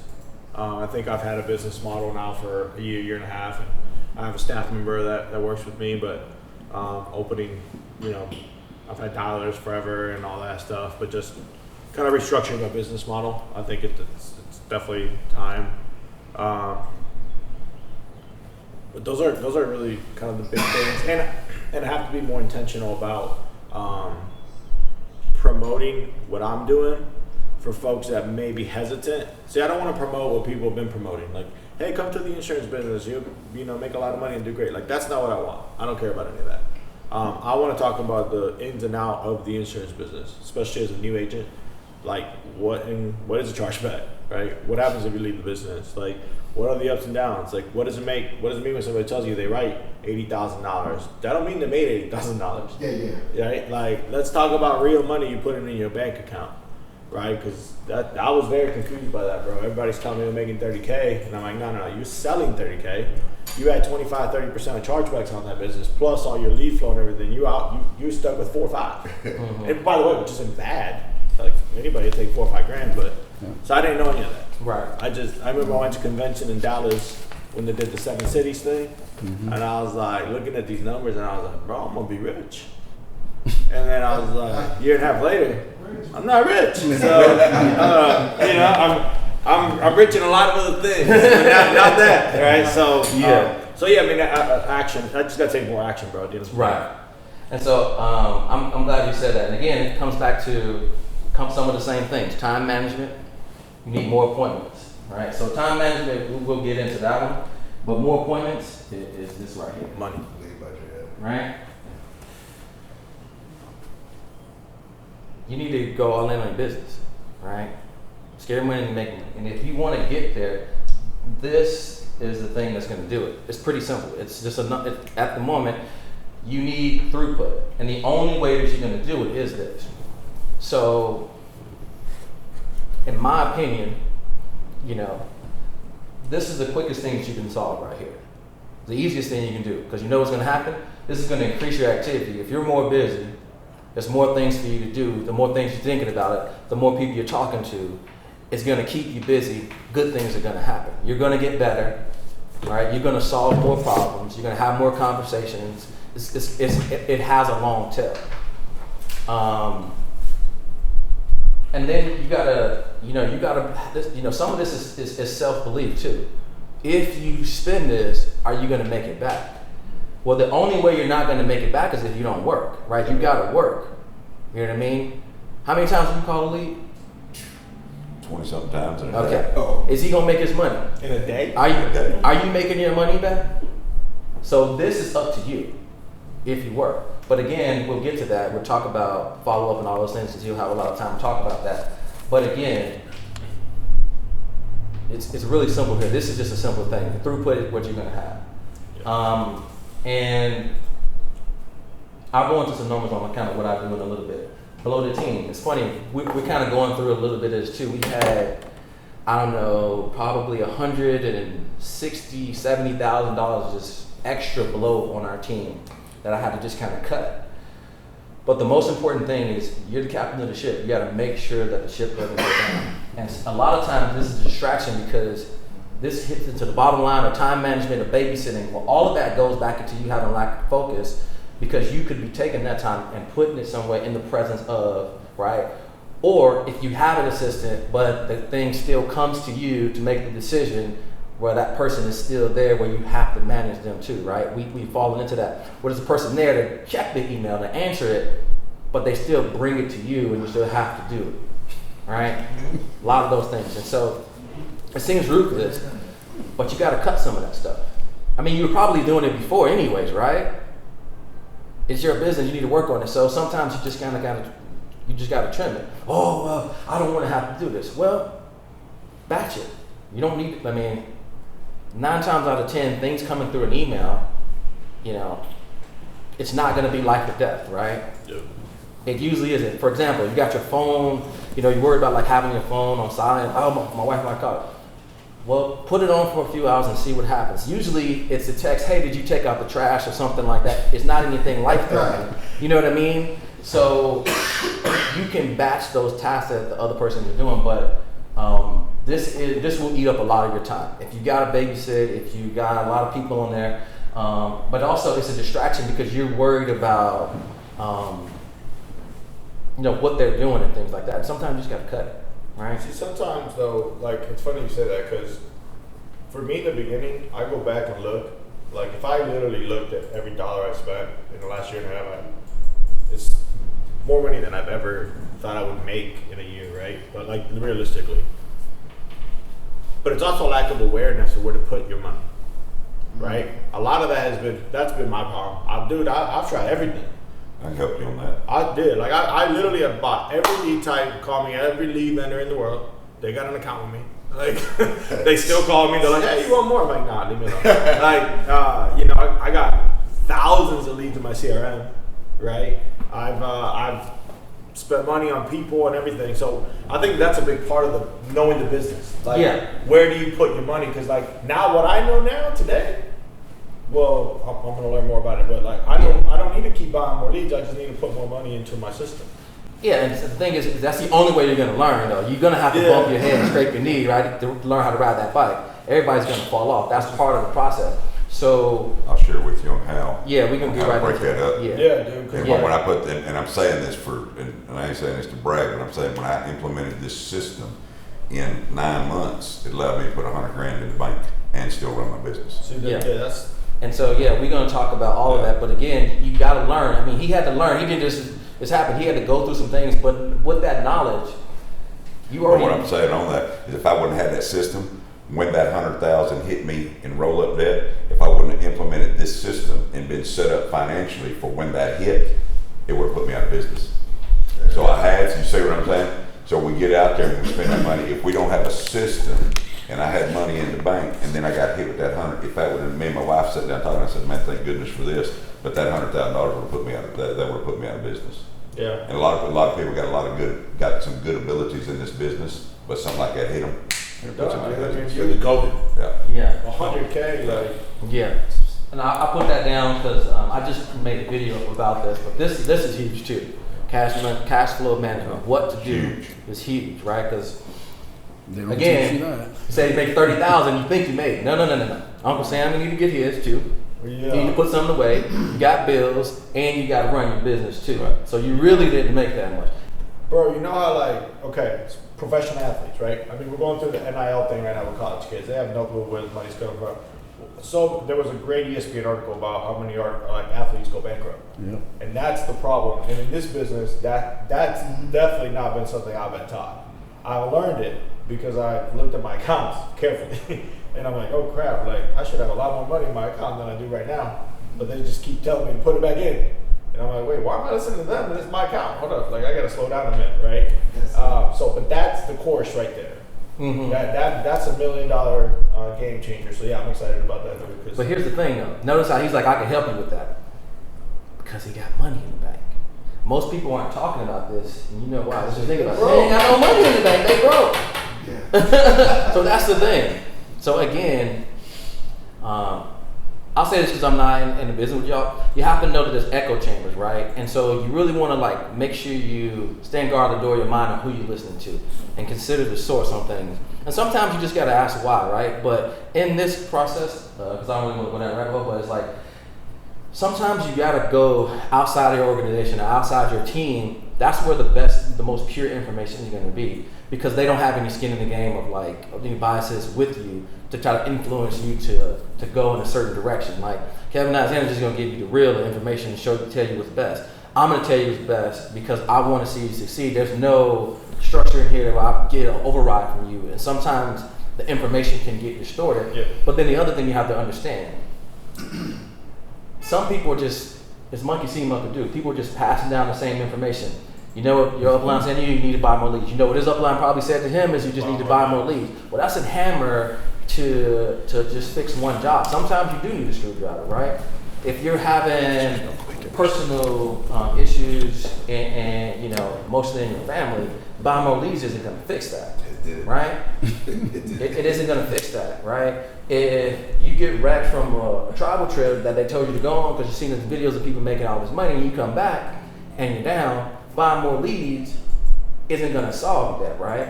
And so sometimes you got to go outside of, and we talked about this, right? Sometimes you got to go outside of your bubble in order to get the right answer because you're going to get more pure thoughts. And then you got to think for yourself sometimes too, right? Those are a couple things. And I'll put this up here because this is one of the things that I had to learn my way too. And what happens when you start doing this is you realize that you ain't making that much money and it makes you even more hungry. Because a lot of times people aren't looking over here and then they feel good, like they made a little bit of money, right? So they're not working hard. But when you do the cash flow management right, you're not, you know, the numbers just don't look good to you. So that makes you more hungry because you want to store. And then once you start to see it grow, you get a dopamine rush from that and then you want to kind of build it up. So I'll get to that. That's the most important part of for growth. Sure. Yeah, Any type of growth. Yeah, for sure. Because this is why businesses cease right here. It's not because, and people are like, oh man, all these businesses fail. Well, the reason why they fail is because they run out of cash. And so, again, we'll get to that, but that's what we want to make sure that you don't. And that's building a foundation. But again, it still comes back to this, right? Because you can't save any money if you ain't making any, right? So we need to make a goal, then we need to determine what that action is. And then that brings us back to recruiting. So I think that for you guys, you really need to start thinking about this. Your why. Why are you doing this? What you're doing. Because if you start telling your story, that's going to attract the best people to you. Your experience. Because somebody will see where you are and resonate with your story, right? And then they either want to come support you or be a part of what you're doing, or they just want to be around you. And those are the people that you're going to enjoy working with. People that you're going to want to be in a room that you're going to be excited because they're going to be just as excited to see you. And I think a lot of life insurance agents don't do that part. They don't tell their whole journey because it's kind of vulnerable. They just want to talk about how much premium you're writing. But what happens is you get people in your organization that are doing it for the wrong reason, desperate, writing bad business, doing these things because they didn't hear about the chargeback. They didn't hear about the journey that you had to go through, the hard work, the expectations. So we don't set the right expectations when you start talking about get rich, this and that, too good to be true, right? You get all the wrong people, and you only learn this by, you know, going through it or if it happened to you in the experience. But I'm here to tell you, if you share your story and your journey, you'll get the right people because that story is going to attract people and deter everybody else. And then you can say, hey man, this business ain't for everybody. You're Right? So if you ain't willing to work, man, we ain't got nothing to talk about. And you can make a good living, but you're going to have to work your behind off, right? And I'm going to be here to help you along the way. Anytime you fall, I got your back. But let me tell you, you know, you got to come with your bootstraps on, ready to work every single day. And if you're ready to do that, I will help guarantee your success, right? And when you come from that position and you tell people the thing, they know what they're getting into, right? Oh, I already knew this was going to happen. But when you tell me you're going to make $20,000, $30,000 in a month and it doesn't happen, well, you don't know it, but they don't trust you. Like, man, you told me I was going to make this. So then guess what? They stop doing a little bit less, and it's a little bit less, and they stop showing up because they're getting further and further away from this goal of how easy this business is going to make. And they see you still talking and posting your stuff, then they start to resent you. And you don't know it, but they're on your team. And they're still showing up, but they ain't doing nothing. They resent because they lost hope because the expectation wasn't set right for what you're going to run up against. But just like everything else, yeah, it's going to be hard, but you know that already going in, you accepted the challenge. Now we just got to keep you. It's like, hey, you committed to this. I'm going to help you, and then let's do it. And that's what you need to do is use expectation. You know, it's crazy. It's funny. Derek's just like, hey, that's what he told me. He was obviously joking, but that's what goes wrong. And see, this is just me. Like, I've had this light bulb go off before. But I listened to what everybody else said. Hey, when should you start recruiting? Right away. Like, yeah, I'm gonna go tell all my friends about this. Now I'm like, now people ask me, I'm like, dude, chill out. Like, see if this works. right? Like, and yeah, sure, there's some selfishness to us because you may be better than you are and vice versa, but everything that I told people the first 6, 7, 8 months I was here was because the people above me were like, hey, say that, and then I was saying the same thing. And sometimes people failed. I mean, several people failed. And my image changed in their eyes because now they failed for many reasons. And I could arguably say, oh, they failed because they didn't work. But that's not what it's about. It's I want to set people up for real success. So I'm down with what Kevin's doing. Like, I've been saying it for a month now, if not longer. I don't want 100 people. One, I can't work with that many people. Like, if it grows to something like that, amazing. I'd rather work with 2, 3 people a month and give them my undivided attention where I can grow it. And if we get to $1 million, we get to $1 million, right? But I want those people to really truthfully be making money. I don't want fake money, and I don't want fake promises, and I'm tired of it, dude. And that's all you see everywhere on social media, like, from everybody. So my point to that is, you got to be careful. It's almost tying it all back, right? So it's like, hey, you got to get out of your group. And this is one of the major reasons I want to come.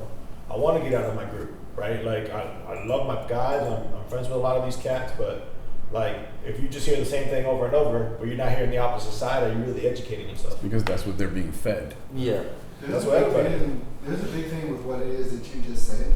There is no innovation inside the group.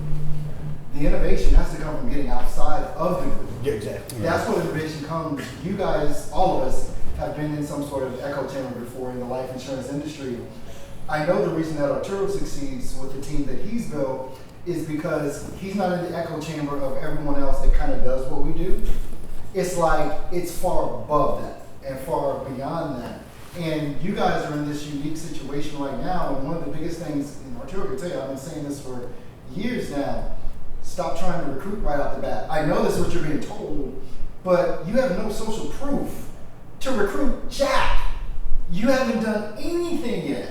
It's like, because I say, you may have seen, I've said so many times, if you try to recruit me, the first thing I want to ask is, how much money are you making? Exactly. That is my That's my first first question. And if you have no proof of what you can do, why do you think you can recruit other than the fact that that's what your upline is telling you to do? And then you have to understand why they're telling you to do that. It's because they're concerned about their business model. 100%. Not yours. You know what's funny about that? I think I told you this when we talked. About a year ago probably, is when I first saw a post of yours.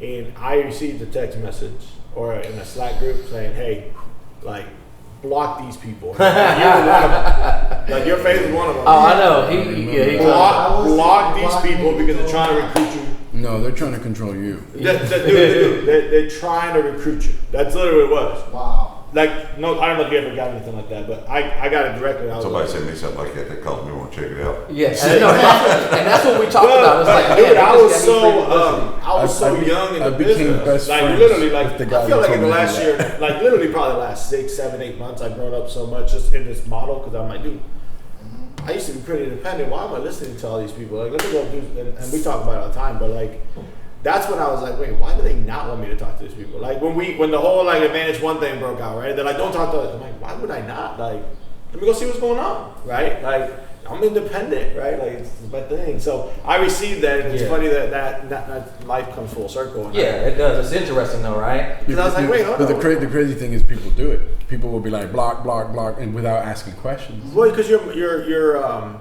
you think, and I'm not saying like I'm happy where I'm at. I'm glad I'm with the people I'm at, but like it's not. They don't know any better sometimes. But that's what I'm saying. It They keeps going back like to the that. top is so high up there. They tell you what, and like they just don't know any better. So he's asking real questions. Yeah, and that's what I'm saying again. It's good. Is asking why about things and like thinking critical, because that's all this thing right here. It's like we're just breaking this down and getting critical on it. It's like, okay, why is my business working? Why did I have a good month? What do I need to do to duplicate that? And that's kind of what we're going to get to with this time thing. But again, why somebody's giving you the wrong answer, it's like going back to the source. Well, it's because that's probably what they were told. And that's the only way they know how to solve it. The only way to recruit people is to tell them how much money they wrote, right? But that's going to attract the same kind of desperate person. You tell somebody about the expectations of the journey of why they want to do this, there's a commitment to this, you're going to get a different person. Let's just take this room, for example, right? hundreds of thousands of agents. There's only a few people that do things the way you guys do it that are committed in this group. They're not just hanging on trees. So you want to make sure that you get somebody that has the same kind of work ethic, the same level, thinks the same way you do, thinks big enough, passion, right? They have all of these things that you want to run with, right? You working out with somebody or you running with someone, and every time they come to the gym, you got to pump them up, or they don't want to hold the weight or this and that. That messes up your jam. Same thing with your business. You want to protect your business in the same way. And I just think that, like, if you share the story, that will attract the people to you, because it's not in the numbers, right? Let's just be honest. Like, it work. It doesn't. It don't say that it does not work, but in a particular case, more than not, you find yourself babysitting more than that, and your production goes down. And at the end of the day, for you guys, you got to keep the ship afloat. So you got to do whatever it takes to keep the ship afloat. And if you got a bunch of lazy people on your team, distractions, you just need to cut loose. It ain't working out. And guess what? You're going to sleep so good at night. You're going to feel good, man. That person wasn't doing anything anyway. Let them go. And guess what? You're going to be fired up to meet with your team the next day. But it also sets the tone too, right? Because people will just kind of hide. But let's go back to this. We need to assign a timeline. So whatever your goal is, you need to assign the timeline. And it's on you, because this is the thing that is the commitment. We figured out what the goal was, and we know what our actions are. Now we need to assign a time, because we need to get to work on Monday. We need to get to work to start going through those. And then once we put that timeline to it, 30, 60, no more than 90 days of whatever we need to do, then we're going to talk about, okay, what do we need to do every single day? So y'all see what I'm doing here, right? We're about to put a game plan together. If there's one thing that we're going to do before we leave here, we're going to have a clear game plan on what actions you need to take before we leave here to get you closer to your goal. All right. So I'm going to kind of break. It's going to be lunchtime. Jack's going to grab some stuff. We're going to take a break and kind of talk through some of this stuff. But anybody got any questions or feedback? How's this first session been? I've been enjoying it a lot so far. So as a newer agent, what do you think I should write as my goal? So I put 50. So the question is what are you writing right now? Right now I do about 3. Okay. So let's just go with, let's just do 20 for you, right? And the reason why I say that is because that's doable. Okay. Y'all all done 20? Mm-hmm. Is that doable, right? Anybody can do it. Say they wrote 8 in one day. So this number right here is something that everybody can do, right? Right? Everybody believe that? Yeah. Okay. So it's been done, right? I think your question is, you got to tie that together, right? Because you can say 50, Yeah. but then you got to put the T in there. Right. How you gonna get Yeah. So Right. that's by the end of the year, is this 45 days? No. Oh, okay. That's what I'm getting at. He's Oh. right. See, he knows how I think. The goal is, can you do 20, right? That's the first thing, is can it be done? That's not anything that's insignificant. And based off of what you're doing right now, you can increase your activity just a little bit and get to that. It's just, you just need to work in order to hit this. Everybody's done it. And then we can assign a timeline. Because, I mean, you can do this in the next 30 days. Hell, people have done this in a week, right? Look at him. He's smirking like shit. You can do that. Well, so you take, let's just say that 20, right? So we're going to get to this, I already know. But what does it take to get to 20? Exactly. Everybody knows that, right? Appointments. Now, to handle more appointments, you need to be good with your time management. Okay? I'm literally preaching to myself, right? So how do you get more appointments? Well, let's say you do write 20, okay? Take 20% of that for chargebacks, right? All right, cool. Now you got 16. Take $6,000 for leads. Cool, whatever. And take $2,000 for whatever else. If you net at 8, you're not going to be mad, are you? Okay. Now just do that math and multiply that by, now you're doing 30, 40, 50, and maybe your ad spend goes up, which who cares if you're making that money? And maybe you find ways where you can be more strategic and keep your costs lower. See, my cost is astronomical right now. I'm trying everything.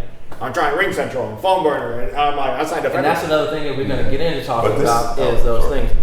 But again, see, now it's got us thinking though, right? You reverse it. And so, but I want to talk after 20 for right now because we need to make it tangible for him. What do you got? I was just gonna say the greatest asset that we've introduced here over the past few months is that CRM, man. That CRM, you got phone burners, you got all that stuff, but we're doing like that CRM, and I got somebody hired in my office that his job is learning that CRM. That's his job. That's what I pay It's a him. to do. learning curve, but it's What- not. It's what not CRM? Yeah. Yeah, we'll get into it because I want to stay on But what task that's with the goal done, here. yeah, what that's done is allowed me with the phone burners, with the phone apps, with the phone lines, everything. It's eliminated all of these different avenues, these different lanes that I'm going down, and it's got us focused. Boom, everything is right there. Clients right there, CRM's right there, phone lines are right there. Everything is right there, just on the tap. Just transfer right there. Everything. It's eliminated me having to go, turn, do anything else, and it's increased our production. Right, and again, it's focused on one thing. When one person's focused on it, it's eliminated distractions. But we had to become purposeful in our mindset. Right. So what I was telling Earl a while ago is I think one of my strongest talents is knowing what I'm not good at. Yeah. So what I'll do is we brought somebody in. I brought a guy in that was good at that, and I paid him. That's his job. His job was to learn CRM and then show me the shortcuts to learn. Yeah.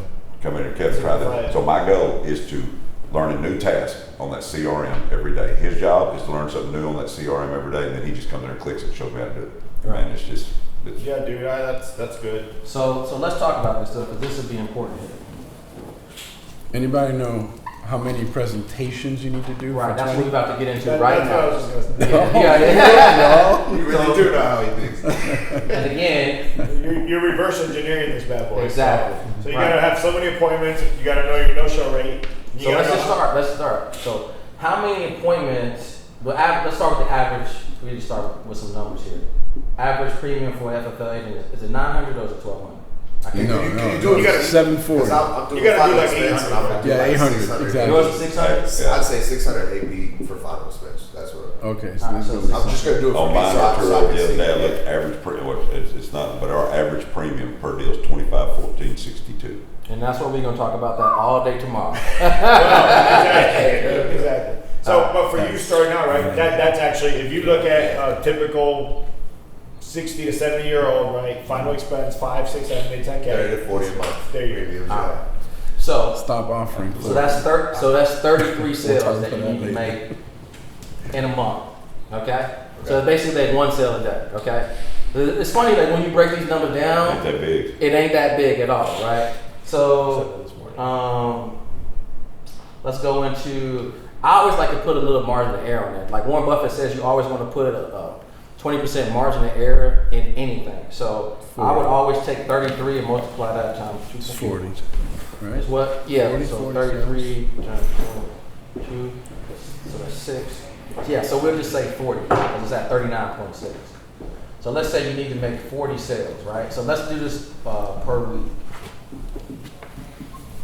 So you need to make, what is that, 10 sales a week? That's it. 10 a week, 10 a week. all right?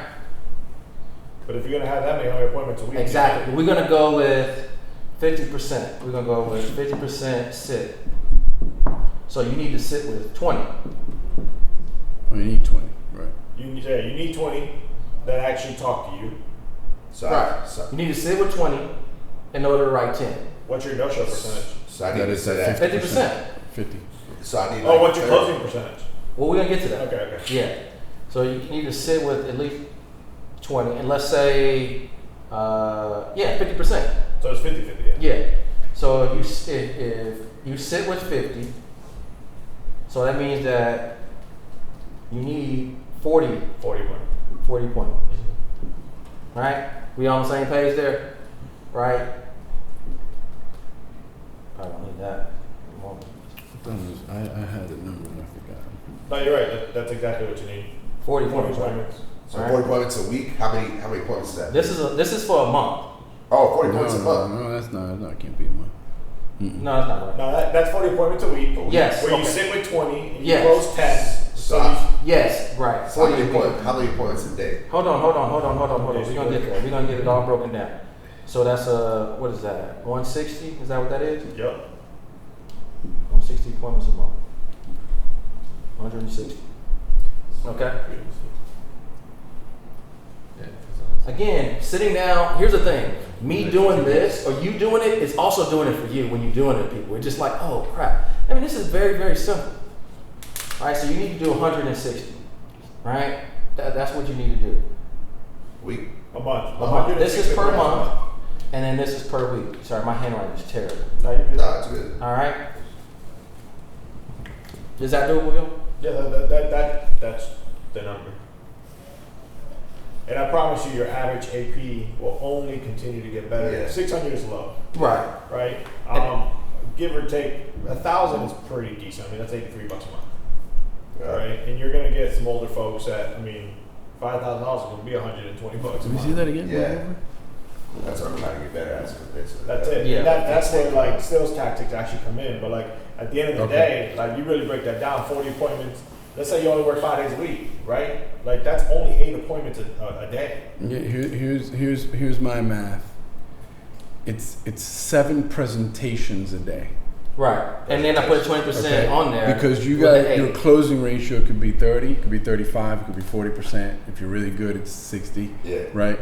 But 7 presentations a day with a 30%, 35% closing ratio will get you to 20. Yeah. Again, this is once you break this down, it's really, really simple. You need to do 8. So the first thing you need to do is this is the first number. Like you need to focus on this number right here in the short term, making sure that you got this on the calendar. Right. Okay. That's the only thing you need to focus on. Okay. Getting that on the calendar. Right. Can I share this, Arturo? Yes. I got this broke down, and this is through the end of April. I said 25.16 a while ago. I lied. So my average premium was 24.16.53. Okay, and that week it produced me. I wrote $41,081.07 in business, and that was 17 apps. Mm-hmm. That's my breakdown. That's how precise we've got our breakdowns on the CRM and everything. I mean, it's just boom, boom, boom. Is that through? That's through stats right there. So that's the average. That's the last updated one.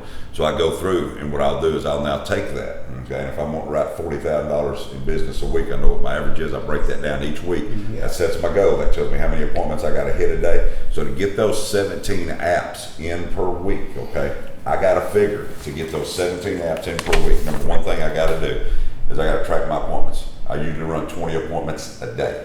I have 20 to 23 appointments a day set. Okay, set. On that, I know right off the bat, I figure 50% of those done. Yeah. That ain't going because it's gonna be on the phone. It's gonna be a higher no-show rate than face-to-face. So I figure when I walk into my office, I walk in with the mindset I got 20 appointments a day. I'm talking to 10 people a day. Yeah. Okay. But here's the kicker. Here's the difference between $40,000, $50,000 a week producers and not. Here's the kicker. What do you do during that no-show time? What do you do right here when in the middle? Are you waiting on that next appointment, or are you working like a dog to hustle some business up? That's where your money's made. Your money is made not off them appointments, but your money is made with the callback. Your money is made with the no-show. Your money is made with the follow-up. That's where your money. So when I ring an appointment, I go, That's great. That is. When I ring an That's appointment, ratio. I let it ring, boom, it goes to voicemail. I hang up, I call, let it ring 3 more times. I hang up, I call back from a different number, let it ring 3 more times. I move back to a no-show. I go down to the bottom of my no-show list, and for the next 20 minutes, I'm working through that no-show list, either going to get me an appointment that I can sell right then, or David's going to live transfer over to me, or I'm scheduling another appointment to replace that one that just no-showed me for the next day. Right. So my time That's called spent waiting on my systems. next That's 20, having 30 systems. minutes is not just sitting there twiddling my thumbs and checking my text messages and doing all that stuff. That time is spent working. And if you will take that, so I figure 50% of that by the time. Now, what's that do? That makes it easier on my people that are setting appointments too. Why? Because now I'm in there working with them, helping them set appointments, because I'm taking that 20 minutes and I want 10 minutes before my next appointment starts. We got to go pee, go get a drink, go whatever it is. I take 10 minutes, but then we work that. So I know 10 a day. So my goal is off of those 10 a day, or off of those appointments, that if I talk to 10 a day, I know that I'm going to close out of those 10 roughly about 4 or 5 a day, okay?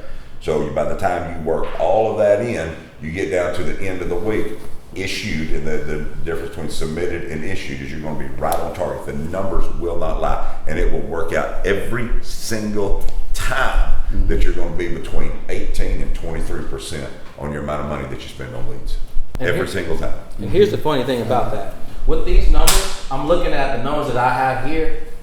With the 100K, the numbers are exactly the same. It's 120 appointments. The only thing that's different is this right here. 100%. Right? And then funny, and it's funny because I heard him say something, but again, this is the formula right here. You just need to plug in, and the growth is right here. Right? But what you lack in skill, you make up with effort, man. And so in the meantime, like, this is your journey. Own this. Don't try to do 25, 50. Go through this process and get better and learn from it and build off of that, because you know what? You'll be able to invest in your team when you see them struggling, because you can tell your story to them. And this has a long tail. We got to look at this like a business, man, where it's like, it's kind of like with your children, right? This journey happens over and over. When you have kids, right? You go back to these stages that you kind of forget. You got a 2-year-old and a what? I got a 4 to 5 year old. 4-year-old. But you remember like your son coming up to you and crawling, he's just trying to learn how to do it, and you're like, man, I don't even have to think about walking. And you pick him up, or it like fall down and these things. It's a full circle.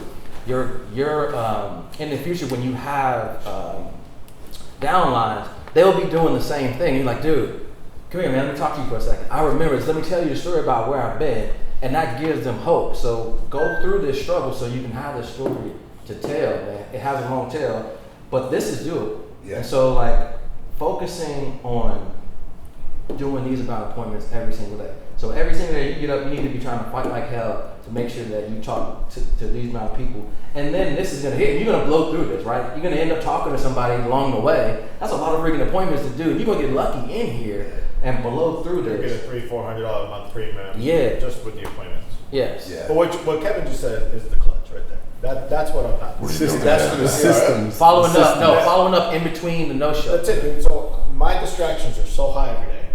Or, full transparency, my lack of belief in myself at times when people are like, oh, I'll get my bank account later, or yeah, no, I don't want this, or, and I'm like, what the Yeah, you're not looking at the I can't pain. believe that lady You're just not, said it to me. And I yeah. walk out for like 20-25 minutes and come back, clear my head, whatever. Yeah, you're avoiding You don't do that. You're not sitting in the pain of the things in the business, because if you do that, then those are the things that you need to focus I'm on. busy working. Yeah, but strategically working. here's the other thing. How many? We all know it's statistics, right? 30% of the people that we speak with are ready to buy. What are you guys doing with the other 70? Right? Because you're speaking to 100%, whether it's 7 people or 10. It's percentages. I don't care what number it is. What are you doing with the other 70? Because I spoke to you. I can talk to you, text you a week, 2 weeks, a month from now, 3 months from now, and then sell you. 70%, 50% of that 70 will buy in 3 months. Within 3 months. And that's almost any. And that's what we talk about. This is follow-up right there. Tons. That's the 70%. follow-up. This right here, Relentless Arturo. follow-up. It's ridiculous. This is our follow-up. Same thing with sheet, my that's Yeah, we got to learn the CRM. Man. Yeah. So follow systems. What you need is systems. That's what I have now, and everything's automated. So, in fact, I was just that automation right there is a game changer. yeah. See, I'm excited about a couple of these things because one, falling back in love with the game, getting the vision and time management. Like sometimes I can't really kind of discuss a lot of these things because I nerd out about them. But these are the things that I can hear and see that I had. Where it's like wherever that fire is, you need to put it out. Yeah. Right? Because then, like a lot of these things, which we'll talk about, are like this. I love it. You know what Sean Mike would tell you? Get over yourself. And so That's what he would say. It's funny as shit. this is supposed to be a fire, but you got this distraction right here, you got this distraction right here, you got this one, and if you turn this bad boy into a log and throw it on there, guess what? This is your business, right? You can take all those logs and throw them on here. We're gonna define all of these distractions, and guess what we're gonna do? We're gonna start turning those into logs and throwing them on this fire so that you guys can kind of excel your business. But let's get back to you. 30-day goal, this is something that's possible, right? So we got a sheet that we'll get to, kind of put it out to like 45 because we like in mid of the month. But this is the strategy that you should write down and have for yourself because this is very attainable. And again, the room for growth for you is as you do a lot of appointments, you're gonna get better. You're gonna write more premium, right? So this is gonna go up, and every time this goes up, this number's gonna go up. And so your margin of error for showing up is gonna be there, but you'll be used to working. Because this is working right here. Would y'all agree with this? Yeah. This is work. So if you're doing this, you're gonna make a boatload of money. Am I right? Cool. So Can I ask him something real quick? Arthur? Yeah. To do, what's your biggest month been so far? No, I haven't really worked because of my dad, so I've done. My biggest month has been 3,000. 3,000. Yeah. And how much money do you know how much money you spent on leads to reach that 3,000? I did about $600 with Happy Agent leads. Okay, $600 with Happy Agent leads, and you made $3,000. What is 600? What percentage of 3,000 is 600? Of 3,000, what percentage of 3,000 is 600? Yeah, 20%. What percentage? Oh, is- 20%. There's a number right there. 17, I said it a while ago. I said it's going to be 20%. Every time it's going to be between 18 and 23%. So now, if you did, I mean, it's there. So if you did 3,000, okay, you spent $600 on leads. What's going to happen if you spend 1,200? That's going to double. Yeah. What's going to happen when you go to 1,800? Yeah. So No, 20% that's is the me being number to real. spend. That's your magic number. Right Okay. there. I've actually never heard that. That's great. Yeah. Well, because we talked about this, it's like if you want to go to a number, you need to commit like 20 to 25% to get into that number. So if I want to do 250, I need to be spending. And again, this is the easiest lever in your business right here, guys. If y'all want to do it, you got to commit here. This is gonna make you nervous and make you scared, but it's also you need to get to work after you commit this and make that happen. And if you do that, it's the Archimedes level of the business. You need to get attention, you need to get in front of a bunch of people. This is the way to do it. And once you spend 20, 25% of what you want to hit based off your goal, you should hit that. So if your goal is 30,000 and you're not spending about 6 to 8 grand, you're not serious about hitting it. Commit with the cash and then have an action plan to do it, right? Get rid of the distractions. Focus on the formula, what you need to do, actually do the work. Like none of this is magic. This is all realistic, right? It's not like, hey, you know what you need to do, blah, blah, blah. No. We're gonna break it down to the basics right here. If you do these things, you should be good. It's there every time. I think what most people look at is they look at the money they made, but then they get scared of spending more money. And that's what puts people out of business. Oh, yeah. What That's bothers what me makes is people out of I business. wasn't scared until about 3-4 weeks ago. Yeah. And then I'm in a spot right now where I'm looking at my freaking Amex card right now, and I've had no money coming in, and I'm in a because before I was like, no problem, cool, more leads, keep it's gonna catch up. I'm gonna go right business. I had a couple bad days, and the next thing you know, I go right 3, 4, 5 grand, and I'm in a position right now that I am scared to spend more money. And guess what? And I hate that feeling right now. We're gonna get into all of that. You're gonna leave here. We're gonna get into all of that. We're gonna talk through it all. I know it's we do need to take a break, but before we do, hang on one second. Toward that end, I was going to bail on this sooner than the match was going to happen. And I knew, I talked myself out of it. I talked to Jack about it too. And I was thinking, is there an ROI here, right? And I just stood the course for a little bit longer, and I'm starting to see the light at the end of the tunnel. Yeah. Yeah, so we're gonna do some hot seats and kind of go through a little bit of that and some of what you kind of experienced too. Because again, get nothing coming in and you get emotion, you get in your head, and we just need to get back to the basics, the principles of like whatever it is. If you do this, this is going to overcome all of that. We need to get back to that, right? Go ahead. No, I'm just agree. You can tell that's the hot spot. That's the hot spot with everybody. That's Yeah, where everybody's right. on We need to get back to that. Yeah. Activity, baby. We need to get back. This is why we don't have a plan before we leave Like here. I said, it wasn't my problem up until about 3-4 weeks ago. Well, I don't Yeah, know. conviction got That's lost. fine. You know what I mean? But It's just like then, them coming in. I really, could turn when this back I on got restaurants. 16, 18 grand on my credit card right now, and I had a couple rough weeks with no commissions coming in. Like I'm a little scared to keep spending more. But I had then an at least- NFL agent say that there's good batches of leads and bad batches of leads. That's literally right. They all say they all work just like everybody I'll says. say this last. Oh yeah, we're gonna close with Kevin. Yeah. But the most important, you're married, right? Yeah. Married? Yeah. Married? Okay. The most important part, I believe the most important asset, I know, married? Absolutely. And it's your wife, man. And I'm telling you, if you marry, your wife can either be a hindrance or a help. Your family can be a hindrance or a help. And when I say that when it comes down, my wife, whether if I got something going on at the house, if I've got something, and I work out of my office, but even when my wife's at the office, I'm a girl dad. I got 2 girls. My oldest daughter, she got her oldest daughter and a son-in-law. Got a grandbaby. Got another grandbaby on the way. So my wife, she babysits that grandbaby, ready for number 2. She's eating this up. I want to provide her that lifestyle. Me and my wife, we've been able to sit down and talk, and I say, listen, for you to do the things that you want to do, I'm gonna need you to help me do a few things here. And she is so on board with me that when she hears that speakerphone, bzzz, doors are shut down, kids are coming out. She is my bodyguard to keep anybody from coming into that office. She runs that interference for me. I mean, she is there. I mean, it is known that kids come around, anybody walks in, I mean, she's there. No, I mean, it's shut down, and that's a tremendous asset because I want to sit in there, and then every day I don't have to worry about the credit cards.